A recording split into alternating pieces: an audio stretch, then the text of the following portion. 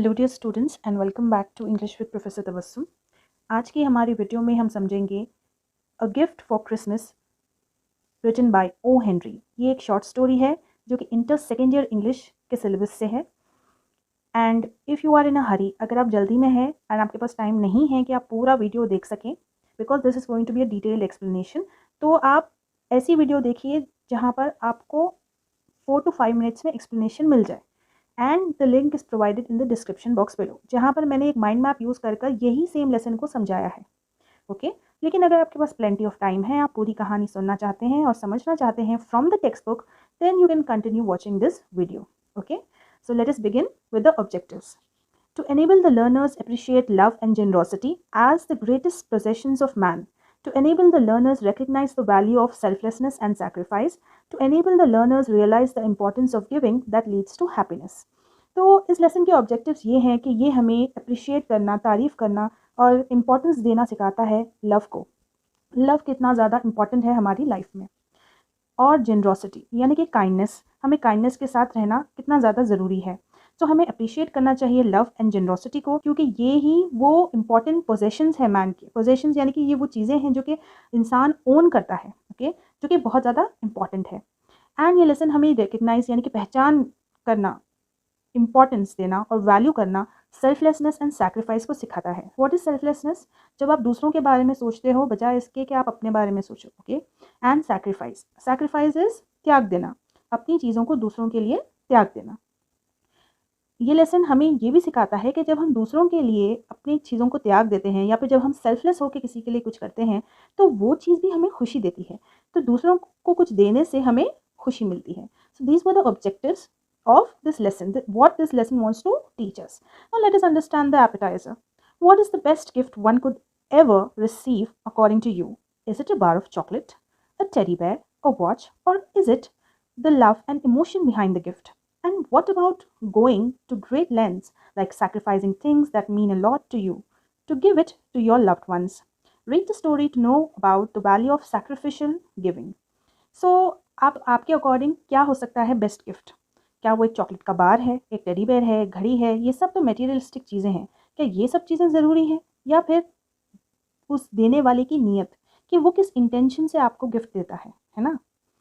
वो लव, जो इमोशन उस गिफ्ट के पीछे छुपे होते हैं, क्या वो ज़्यादा इंपॉर्टेंट है या फिर गिफ्ट्स? और क्या होता है जब हम लेंस क्रॉस कर जाते हैं, बाउंड्रीज क्रॉस कर जाते हैं लोगों के लिए अपनी चीज़ों को सैक्रिफाइस करने में, अपने लव्ड वंस के लिए जब हम चीज़ों को सैक्रिफाइस कर देते हैं, तब क्या होता है? That is called sacrificial giving. So we are going to understand that. So this was the appetizer. So basically appetizers हमें बताते हैं कि इस स्टोरी का पर्पस क्या है. It mainly talks about the purpose of the story. Now let us understand about the author, about the writer. William Sidney Potter, known as O. Henry, is an American short story writer. He is known for his wit and storytelling technique. His stories are remarkable for the surprise twist in the endings. He wrote nearly 600 stories about life in America. Henry's works include A Gift for Christmas, The Duplicity of Hargreaves, and The Ransom of Red Chief. सो ये जो story के writer है उनका नाम है O Henry, and उनका original name है William Sydney Potter. वो एक अमेरिकन राइटर है एंड उन्होंने 600 स्टोरीज लिखी हैं अमेरिकन लाइफ के ऊपर। एंड वो मशहूर है अपनी विट के लिए, यानी कि अपनी हाजिर जवाबी के लिए। ओके, विट क्या होता है? जब आप क्विक आंसर्स देते हो सामने वाले के क्वेश्चंस का, तो वो उनके लिए मशहूर है। एंड उनकी जो स्टोरी टेलिंग टेक्निक है वो बहुत ज़्यादा मशहूर है। एंड उनकी स्टोरीज में एंड में एक ट्विस्ट होता है। एंड ये उनके पॉपुलर काम है, जो कि अ गिफ्ट फॉर क्रिसमस है, डुप्लिसिटी ऑफ हारग्रीव्स है, और रैंसम ऑफ रेड चीफ है। Now let us understand the story. In short, the story A Gift for Christmas is taken from O. Henry's collection The 4 Million. It narrates the story of young married couple Della and Jim, who have loved each other enough and that they are willing to sacrifice something in order to buy a Christmas gift for the other. Henry's ironical storytelling technique makes the narration interesting and captivating. So ये जो कहानी है अ gift for Christmas, वो उनकी एक किताब है O Henry की, जिसका नाम है the 4 million. Okay, the 4 million. And ये बुक के अंदर उनकी बहुत सारी शॉर्ट स्टोरीज का कलेक्शन है, और उन्हीं में से एक शॉर्ट स्टोरी है अ गिफ्ट फॉर क्रिसमस. सो ये कहानी है एक यंग मैरिड कपल की, जिसमें डेला है एंड जिम है, and they are a couple and they are very young, and they want to buy a gift for each other on Christmas, but for that they are sacrificing something. They are sacrificing their possessions. कोई ऐसी चीज़ जो वो लोग own करते हैं वो एक ही है, और वो उसे सैक्रिफाइस कर देते हैं एक दूसरे के लिए. ये स्टोरी में आयरनी है कि दोनों भी जो गिफ्ट्स लेते हैं वो एंड में यूज़ कर पाते हैं या नहीं, ये उस कहानी की आयरनी है। आयरनी क्या होती है, जब जब जो आप एक्सपेक्ट करते हो कि चीज़ें इस तरह से होंगी, वो उसके ऑपोजिट में होती है। ओके, सो ये कहानी है, ऑपोजिट एंडिंग है, ट्विस्ट है कहानी में, जिसकी वजह से स्टोरी बहुत ज़्यादा इंटरेस्टिंग लगती है, कैप्टिवेटिंग है, यानी कि रीडर्स को इस कहानी की तरफ अट्रैक्ट करती है। Okay, let us see the gist of the story, यानी कि main point of the story. Jim and Della, a young married couple, sacrifice their prized possessions to buy a gift for each other on Christmas. Della, in order to buy a gift for Jim, sells her long and beautiful hair.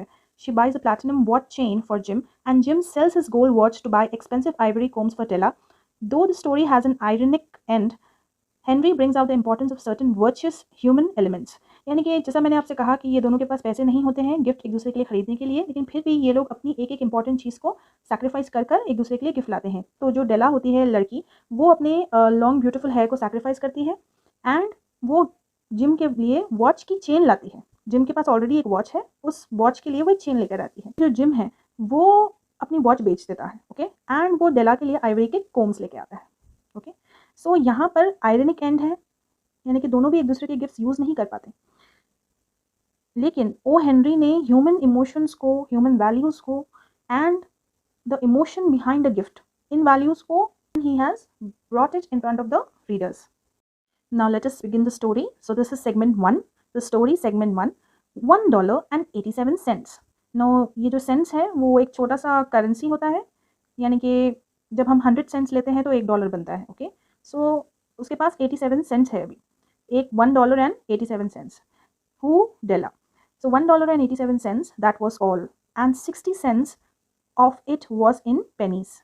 Pennies coins को कहते हैं। Okay, pennies saved 1 and 2 at a time. 3 times Della counted it, and the next day would be Christmas.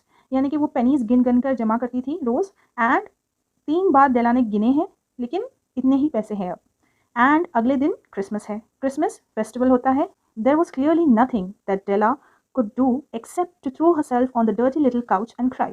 couch एक तरह का furniture होता है जिस पर ज़्यादा लोग बैठ सकते हैं। सो डेला अब कुछ नहीं कर सकती, वो बस अपने आप को सोफे पर बिठा सकती है जो कि गंदा है, और उस पर बैठकर रो सकती है। While Della is crying, let us take a look at her home, which is a furnished flat at $8 a week. अब डेला का जो घर है वो एक फर्निश्ड फ्लैट है, यानी कि उसमें फर्नीचर है, और वो $8 पे करते हैं हफ्ते का। You see signs of poverty wherever you turn your eyes. अब हर जगह, जिस दिशा से आप डेला के घर को देखोगे, आपको ये रियलाइज़ होगा कि वो गरीब है। ओके, हर जगह साइंस ऑफ पॉवर्टी है। What can you expect when Della's husband, Mr. James Dillingham Young, so gym का पूरा नाम है मिस्टर जेम्स डिलिंगम यंग, सो प्यार से शायद से जिम कहा जाता है, just earns $20 a week, वो सिर्फ $20 कमाता है हफ्ते का। Della finished crying. She went up to the looking glass and began to powder her cheeks. डेला ने रोना बंद कर दिया, एंड वो ऊपर गई और आईने में देखकर, आईना यानी कि लुकिंग ग्लास, आईने में देखकर वो अपने चीक्स को पाउडर लगाना शुरू कर दिया।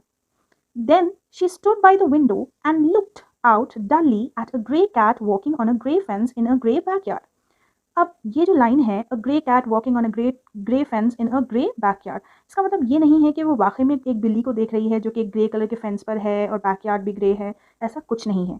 इस लाइन का मतलब ये है कि वो अभी ब्लैंक है, वो कुछ भी देख नहीं रही इस वक्त। ओके, ये लाइन बस इस तरह यूज़ की जाती है किसी भी इंसान के ब्लैंकनेस, या फिर जो अब इंसान कुछ भी सोच नहीं पाता है, तब उसको दर्शाने के लिए ये लाइन को यूज़ किया गया है। Tomorrow would be Christmas Day and she had only $1.87 with which to buy Jim a present. अब इतने कम पैसे बचे हैं डेला के पास, $1.87, इसमें तो कोई गिफ्ट नहीं आएगा, और अगले दिन क्रिसमस है। She had been saving every penny she could for months, यानी कि बहुत महीनों तक वो कॉइन्स जमा करती रही, पेनीज को जमा करती रही। With this result, $20 a week doesn't go far. लेकिन फिर भी वो $20 जमा नहीं कर पाई।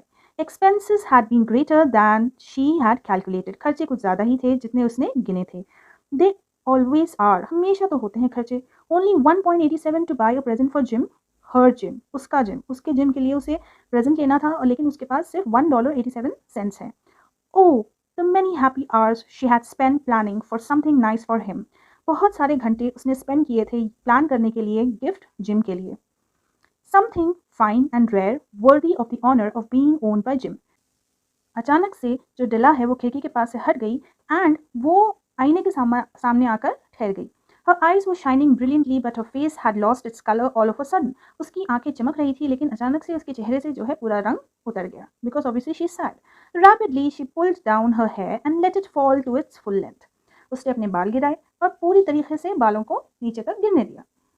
ठीक है, मतलब उसने अपने बाल पूरी तरीके से खोले. It means that. Segment 2.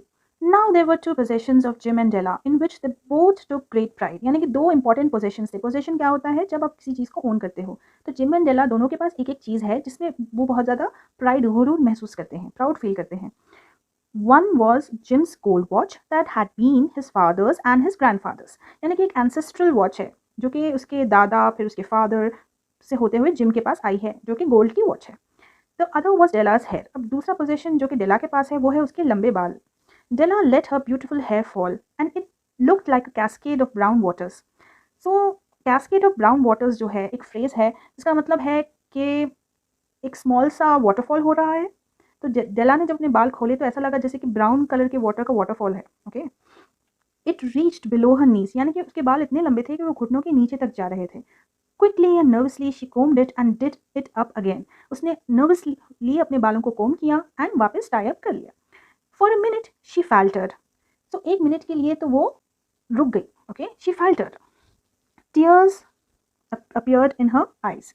That was only for a moment. ये सिर्फ एक पल के लिए उसकी आंख में आंसू आए. She put on her old brown jacket. She put on her old brown hat. With her eyes shining brightly, she fluttered out of the door and down the stairs to the street. यानी कि उसने अपनी brown colour की jacket पहनी, फिर brown colour की hat पहनी और उसकी आंखें चमक रही थी. And she fluttered. फ्लटर्ड यानी कि वो नर्वसली जाने लगी. ओके, नर्वस मूवमेंट्स जब देते हैं हम उसे हम कहते हैं फ्लटर्ड. और वो डोर से बाहर होते हुए स्टेयर्स से नीचे स्ट्रीट पर रास्ते पर आ गई. She stopped at a shop with a sign Miss Sofronia hair goods of all kinds. So एक दुकान है जिसका नाम है hair goods of all kinds. वो उस दुकान पर आकर रुक गई. The shop was located on the second floor. ये दूसरे फ्लोर पर थी. Will you buy my hair asked Della. So Della उस सेकंड फ्लोर पे जाती है और वहाँ पर पूछती है कि क्या तुम मेरे बाल खरीदोगी. आई बाय हेयर सेड मदाम. सो वहाँ पर जो लेडी थी उसने कहा कि हाँ मैं बाल खरीदती हूँ. Take your hat off and let me have a look at it. Down came the brown cascade. So जैसे मदाम ने कहा कि डेला को कि तुम अपनी हैट निकालो और मुझे अपने बाल देखने दो. एंड जैसे ही उसने बाल खोले ऐसा लगा कि एक ब्राउन सा वाटरफॉल, ब्राउन कैस्केड जा रहा है. $20 said madam, lifting the beautiful hair with her experienced hand. So बहुत ही experienced मैदाम थी वो, जिसे आदत थी लोगों के बाल लेकर उन्हें पैसे देने की. So उसने कहा कि $20 मिलेंगे इन बालों के. डेला. Give it to me quickly said Della. So Della ने अपने बाल कटवा लिए और $20 वहाँ से ले लिए. Della spent the next 2 hours in the stores eagerly looking for Jim's present. So अगले 2 घंटे Della ने शॉप्स में बिताए, अलग अलग शॉप्स में, और वो ढूंढ रही है जिम के लिए एक परफेक्ट सा प्रेजेंट क्रिसमस पर देने के लिए. She found it at last. आखिरकार उसे मिल ही गया. It surely had been made for Jim and no one else. There was no other like it in any of the stores. यानी कि उसने एक ऐसा प्रेजेंट ढूंढ लिया जो कि किसी भी स्टोर में नहीं मिलता. एक ही पीस है वो. एंड उसे देख उस प्रेजेंट को देखकर ऐसा लगता है कि ये बस जिम के लिए ही बना हुआ है. It was a platinum watch chain. Okay, platinum की वॉच चेन है. Simple but well made. So इसने ये गिफ्ट प्लैटिनम वॉच चेन ही क्यों चूज़ किया? बिकॉज जिम के पास ऑलरेडी उनके दादा परदादा की वॉच है, गोल्ड की वॉच, लेकिन उस वॉच में चेन नहीं है. सो ये वॉच चेन वो जिम को देगी. It was worthy of the watch. As soon as she saw it, decided that it was the right present for Jim. जैसे ही उसने देखा इस प्रेजेंट को उसे यकीन आ गया कि ये तो बस जिम के लिए ही बना हुआ गिफ्ट है. She paid $21 for it and hurried home with the 87 cents that remained. अब जैसे कि मैंने आपसे पहले कहा कि डेला के पास ऑलरेडी $1.87 थे, यानी कि $1.87. और जब उसने अपने बाल कटाए तो उसे वहाँ से $20 मिले. और ये जो वॉच थी वो है $21 की. सो उसने $20 जो बाल कटा के यूज़ किए वो यूज़ किए, एंड जो $1 उसके पास था घर खर्च में से जो बचे थे वो उसमें से यूज़ किया. तो टोटल $21 की वो वॉच की चेन आई है. So when Della reached home pleased with the present, she grew nervous as she thought calmly about what she had done. She looked at the reflection in the mirror for long, carefully and critically. Then she began to comb her hair carefully. The tiny curls made her look like a schoolboy. यानी कि अब जो डेला है वो nervous होने लगी. वो mirror में देखने लगी, अपने बालों को कोम करने लगी, लेकिन अब उसके बाल कर्ल हो रहे हैं, बिल्कुल छोटे हैं, एंड वो एक टॉम बॉय, स्कूल बॉय की तरह लग रही है. If Jim doesn't kill me, she said to herself before he takes a second look at me, he'll say I look like a schoolboy. कहीं जिम मुझे मार ना दे. अगर उसने दूसरी बार मेरी तरफ देखा तो वो कहेगा कि मैं तो एक स्कूल का बच्चा लग रही हूँ. But what could I do? Oh what could I do with $1.87। लेकिन अगर मैं खाली $1.87 के साथ रह जाती तो मैं जिम के लिए तो प्रेजेंट ले ही नहीं सकती। So it is not so मैं इसके अलावा कुछ कर भी नहीं सकती थी, बोल के she is thinking like that. At 7 o'clock the coffee was made and everything arranged to get dinner ready. So अब क्रिसमस ईव है, सो डेला जो है डिनर रेडी करती है, कॉफ़ी रेडी करती है, okay everything is ready. Jim was never late, Jim कभी भी लेट नहीं होता। Della sat Della sat on the corner of the table near the door with the watch chain in her hand. Then she heard his step on the stairs. She turned white for a moment. She prayed, Please God, make him think I am still pretty. तो डेला जो है table के corner पर जाकर बैठ जाती है, दरवाजे के करीब में, वो वॉच चेन हाथ में लिए। एंड जैसे ही उसने सीढ़ियों पे से जिम के आने की आवाज़ सुनी, वो एक पल के लिए वाइट हो गई, मतलब पेल हो गई एकदम, उसका फेस का एक्सप्रेशन एकदम उड़ गया। शी प्रेड, उसने प्रे किया गॉड गॉड को कि प्लीज़ जिम को ऐसे ही लगे कि मैं अभी भी सुंदर हूँ, please. So, segment 3. The door opened and Jim stepped in and closed it. He looked thin and very serious. Poor fellow, he was only 22 and he was burdened with a family. So, यहाँ पर gym enter होता है घर में, वो door खोलता है, फिर दरवाज़ा बंद कर देता है, और वो बहुत ज़्यादा थिन लग रहा है एंड वो बहुत ज़्यादा सीरियस है इस वक्त। एंड वो सिर्फ 22 साल का लड़का है जिसे इतनी कम उम्र में फैमिली की पूरी जिम्मेदारी मिल चुकी है। He needed a new overcoat and he was without gloves, वो बिना ग्लव्स के बाहर गया एंड उसे एक ओवरकोट की भी ज़रूरत थी। Okay, so Jim's eyes were fixed on Della and there was an expression in them that she could not read, and it terrified her. It was not anger nor surprise. He simply stared at her with a strange expression on his face. Della got off the table and moved towards him. तो जैसे ही gym ने डेला की तरफ देखा, वो एक strange से expression के साथ डेला की तरफ देखता है एंड वो एक्सप्रेशन ऐसा था कि ना तो वो गुस्सा था, ना तो वो सरप्राइज था। तो डेला जो है वो डर जाती है और वो क्विकली टेबल से उठकर जिम की तरफ जाती है। Jim, my darling, she cried, don't look at me that way, I had my hair cut off and sold it because I had to buy a Christmas present for you. So I just had to do it. My hair grows fast. You don't mind, do you? Say Merry Christmas, Jim, and let's be happy. तो यहाँ पर डेला जो है वो gym को दिलासा देती है, हौसला देती है कि मुझे अपने बाल काटने ही थे, मुझे इस तरह मत देखो तुम। मैंने इसलिए अपने बाल काटे क्योंकि मुझे तुम्हारे लिए क्रिसमस पे प्रेजेंट लेना था और मेरे बाल तो बहुत जल्दी ग्रो होते हैं। चलो एक दूसरे को मेरी क्रिसमस कहते हैं और खुश रहते हैं। You don't know what a beautiful present I have got for you. You've cut off your hair, asked Jim, speaking with difficulty. Cut it off and sold it, said Della. So यहाँ पर डेला कहती है कि तुम्हें पता नहीं है मैंने तुम्हारे लिए कितना खूबसूरत सा प्रेजेंट लाया है। तो जिम हैरत के साथ कहता है कि तुमने अपने बाल काट लिए? और डेला कहती है कि हाँ मैंने काट लिए और बेच भी दिए। Don't you like me just as well without my hair? तो डेला जिम से पूछती है कि क्या तुम मुझे अभी भी पसंद नहीं करते बिना मेरे बालों के? Gym looked about the room curiously. Gym जो है वो कमरे के अतराफ से देखने लग गया, ओके, क्यूरियोसिटी के साथ कि कहाँ हैं उसके बाल। यू से योर हेयर इज गॉन, तुमने कहा तुम्हारे बाल चले गए। He said with an air almost of disbelief, यानी कि वो उसे यकीन नहीं हो रहा था कि वाकई में उसने अपने बाल काट कर बेच दिए। You needn't look for it, तुम्हें मेरे बाल ढूंढने की ज़रूरत नहीं है जिम, वो कहती है। इट्स सोल्ड, वो बिक चुके हैं। I tell you, sold and gone, वो बिक चुके हैं और जा चुके हैं। इट्स क्रिसमस ईव जिम, अभी क्रिसमस की ईव है। What is Christmas Eve? यानी कि क्रिसमस से एक दिन पहले की जो शाम होती है उसे क्रिसमस ईव कहा जाता है। Be good to me because I did it all for you. Jim seem to wake up at last and to understand. So यहाँ पर डेला कहती है कि मुझसे अच्छे रहो जिम, क्योंकि ये सब मैंने तुम्हारे लिए किया है। तो जिम जो है उसे अचानक से रियलाइज़ होता है और वो समझ जाता है कि क्या हुआ है। He kissed. He suddenly remembered that he had bought something for Della too. He drew a package from his overcoat pocket and threw it upon the table. तो जिम को अचानक से याद आता है कि उसने भी तो डेला के लिए एक प्रेजेंट लाया है। सो उसने जो ओवरकोट पहना था उसकी पॉकेट में से वो निकालता है और उस ओवरकोट को टेबल पर डाल देता है। Don't make any mistake, Della, he said, about me. Whatever happens, I shall always love you just the same. सो यहाँ पर जिम जो है वो डेला से कहता है कि तुम मुझे गलत मत समझना, चाहे कुछ हो जाए मैं तुम्हें हमेशा उतना ही पसंद करूंगा। Now open the package and you will understand why I behaved as I did. अब तुम इस पैकेट को, इस गिफ्ट को खोलो एंड तब तुम्हें पता चलेगा कि मैंने ऐसा क्यों बिहेव किया। So Della's white fingers quickly open the package and then at first a scream of joy followed by a quick feminine change to tears, for there lay the combs, the set of combs side and back that Della had seen in a Broadway window and liked so much. सो यहाँ पर जैसे ही डेला ने अपनी सफ़ेद उंगलियों से, because she is a native, so उसने अपनी सफ़ेद उंगलियों से जैसे ही पैकेज को खोला, पहले तो वो खुशी के मारे चीख निकली उसकी, उसके बाद में उसकी आंखों में आंसू आ गए क्योंकि उस गिफ्ट में था कोम्स, उस गिफ्ट में कोम्स थे, ओके, जो कि उसने ब्रॉडवे जो कि एक स्ट्रीट है न्यूयॉर्क में, वहाँ पर विंडो में देखे थे। यानी कि विंडो शॉपिंग जब करने जाते हैं लोग या फिर ऐसे निकलते हैं, तब वो विंडो में से उसने इन कोम्स को देखा था और वो बहुत ही ज़्यादा खूबसूरत और महंगे कोम्स थे, लेकिन उसके पास उस टाइम पे पैसे नहीं थे। So they were beautiful combs, so expensive, and they were hers now. But alas is a sad expression. The hair in which she was to wear them was sold and gone. जिन बालों को उसने इन कंघियों से कंघी करनी थी, वो बाल तो अब रहे ही नहीं। तो वो सैड हो गई। She took them up lovingly, smiled through her tears and said, my hair grows so fast Jim. So उसने क्विकली स्माइल किया और बहुत खुशी के साथ उसने ये प्रेजेंट किया और उसने कहा जिम से कि मेरे बाल तो बहुत जल्दी ग्रो हो जाएंगे Jim. And then Della jumped up like a little cat and cried, oh, oh, Jim had not yet seen his beautiful present. She held it out to him eagerly on her open palm. So उसने अपने palms के ऊपर gift को रखा और gym को दिया। Isn't it lovely, Jim? क्या ये lovely नहीं है, जिम? I hunted यानी कि searched all over the town to find it. मैंने पूरा टाउन ढूंढ कर ये गिफ्ट तुम्हारे लिए लाया है। You'll have to look at your watch 100 times a day now. अब तुम्हें अपनी घड़ी को 100 बार दिन में देखना होगा। Give me your watch. अपनी घड़ी मुझे दो। I want to see how it looks on it. अब मैं ये देखना चाहती हूँ कि ये जो मैं वॉच चेन लाई हूँ वो घड़ी पे कितनी ज़्यादा सूट करती है। Instead of obeying, Jim sat down on the couch and put his hands under the back of his head and smiled. अब जिम ने उसकी बात सुनने की बजाय वो काउच पर बैठ जाता है एंड अपना हाथ अपने सर पर रखता है और स्माइल करता है, अपने हेड के पीछे रखता है एंड स्माइल करता है। Della, said he, let's put our Christmas presents away and keep them a while.